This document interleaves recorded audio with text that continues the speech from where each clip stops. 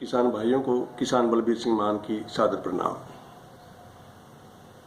दोस्तों, भाइयों, बुजुर्गों, 4.25 महीने हो गए देश का पेट भरने वाला अन्नदाता, हिंदुस्तान का सबसे बड़ा वर्ग किसान सड़क पर है। राजधानी के चारों तरफ लाखों की तादाद में विरोध कर रहा है उन कानूनों का जो सरकार ने बनाए हैं। मांग कर रहा है न्याय की, कोई सुनवाई नहीं हो रही। 4.25 महीने लाखों आदमी राजधानी के बाहर, लोकतंत्र में ऐसा कभी सुना नहीं। कारण क्या है? कारण जानना जरूरी है। मांग गलत नहीं है, किसान वर्ग भी गलत नहीं है, आंदोलन भी गलत नहीं है। पैरवी कैसे हो रही है, पैरवी कौन कर रहे हैं, उन पर भी शक नहीं है। चूक कहां है? चूक है पंजाब ने आंदोलन शुरू किया, उनके हम ऋणी हैं, उनको हम सलाम करते हैं, उनको धन्यवाद देते हैं। लेकिन जो समिति बनाई गई जल्दबाजी में, 40 आदमी जो बात करने जाते हैं, उसमें क्या क्राइटेरिया अडॉप्ट किया, क्या मापक, क्या पैमाना कि ये 40 आदमी बात करेंगे।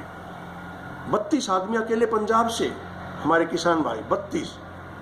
सरकार कमजोर समझती है कि 40 में से 32 एक प्रांत के, और हरियाणा का एक, वो भी सरदार, हो गए 33। बाकी कितने पूरे हिंदुस्तान के? 7 आदमी। हनुमान प्रसाद बेनीवाल सांसद हैं, सरकार का हिस्सा थे, इस्तीफा दे दिया, किसानों के हक में अपने किसान भाइयों को लेकर आया भी गुड़गांव के पास। कुछ समय तक उनसे चर्चा नहीं की गई, आंदोलन कैसे चला जाए। बलराज कुंडू जिस दिन से एमएलए बने हैं, निर्दलीय हैं, किसानों की लड़ाई लड़ रहे हैं। जो भी किसान इस आंदोलन में प्राण गंवा चुका है, सबको 2-2 लाख की मदद कर रहे हैं, चर्चा नहीं की। सोमवीर सांगवान किसानों के साथ खड़े हैं, उनसे चर्चा नहीं की, आंदोलन कैसे आगे चलाया जाए, क्या स्टेप हो। और एक ऐसा विधायक हिंदुस्तान में अकेला ही, मैं तो उनको क्या कहूं, कितना शुक्रिया अदा करूं, तहे दिल से उनका आभार प्रकट करता हूं। अब है चौटाला, देवीलाल का पोता, उन्हें पद ही छोड़ दिया। अगर किसानों की बात नहीं मानी तो मैं इस पद पे क्या रहूंगा। हमारा उस पार्टी से कोई लेना देना नहीं, कभी जिंदगी में वोट भी नहीं दिया इन लोगों की, लेकिन जो है वो गाना चाहिए, सराहना चाहिए। उनसे बात नहीं की। किन्होंने? जो 40 आदमी बात करने जाते हैं, उन्होंने। मैंने प्रयास किया है सभी से बात करवाने का, उनके मुखियाओं से, जो समिति के मुखिया, किन से बात कराने का? बलराज कुंडू से, अभय से, हमारे अखिलेश से, जयंत से। उन्होंने कोई बात नहीं की, कोई चर्चा नहीं की। प्रेस कॉन्फ्रेंस में कभी नहीं साथ बिठा करके रणनीति उजागर की, ताकि सरकार को लगना चाहिए कि हाँ अब सब इकट्ठे हो गए हैं। अरे चौधरी चरण सिंह जी का पोता, पूर्व प्रधानमंत्री का जयंत चौधरी, वो एक दिन सिंगू बॉर्डर पर आया, सामने पब्लिक में बैठकर चला गया, कोई तवज्जो नहीं दी। उससे अलग से चर्चा कर लेते। किसने कहा कि राजनीतिक पार्टियों का सहारा नहीं लेना चाहिए, मदद नहीं लेनी चाहिए? राजनीतिक पार्टियां किस लिए होती हैं? लोग किस लिए चुनते हैं जनता उनको, कि जब संकट आए तो हमारी मदद करें? ये हमें समझ नहीं आई। हाँ, गुरनाम सिंह सैदोनी शुरू से कहते रहे हैं पॉलिटिकल पार्टी की मदद लेनी चाहिए, ये मैं उनकी सराहना करता हूँ। अकेले हैं वो जो कहते हैं, लेकिन उसकी चल नहीं पा रही। हरियाणा से एक सदस्य है 40 में, भागीदारी 40% है। कमाल की बात है।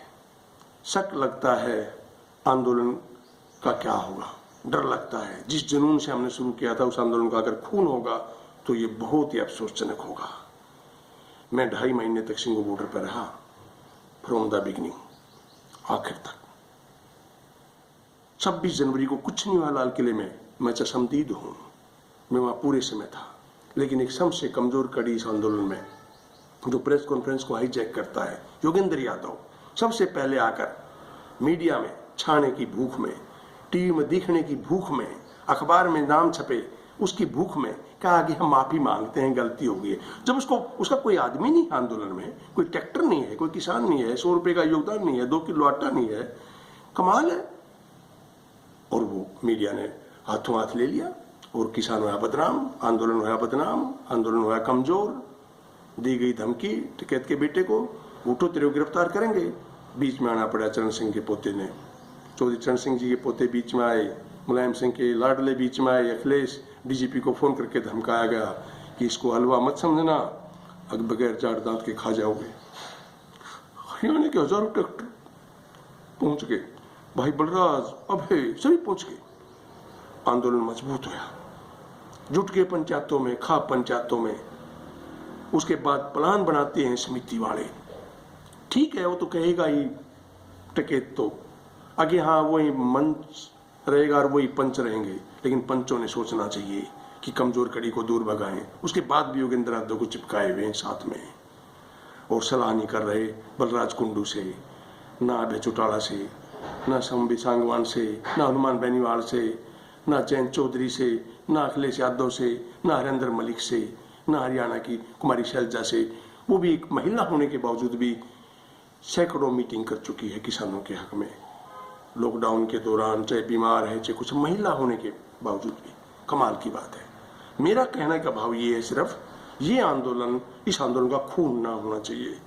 ये बहुत मुश्किल से खड़ा हुआ है और 90% किसान आंदोलन में जो सक्रिय हैं वो किसी संगठन से नहीं जुड़े हुए हैं। ये किसी भाई को गलतफहमी हो किसी नेता को तो निकाल दे दिमाग से, और इन किसानों के दम पर, इन किसानों को बहला के, बहका कर, लंबा खींचकर, इनको मिसयूज, यानी कि इनको मतलब इनके साथ धोखा ना हो, ये मेरी हाथ जोड़कर प्रार्थना है। मैं आप सबसे सीरियसली कर रहा हूं कि मैं उन सबको कह चुका हूं जो समिति में हैं, इनसे चर्चा करो, अभी से चर्चा करो, जैन से चर्चा करो, बलराज कुंडू से चर्चा करो, लेकिन उनके कान पे जूं नहीं रहेंगी, उन्होंने मेरी बात नहीं सुनी, इसलिए मैंने आप लोगों के बीच में आना पड़ा। प्लीज सबको इकट्ठा लेकर चलें, नई रणनीति बनाएं तो हम कामयाब हो सकते हैं, अन्यथा मुझे शक है। मेरे को शक लगा, मैंने आपको ये बात शेयर की, आपने मेरी बात सुनी।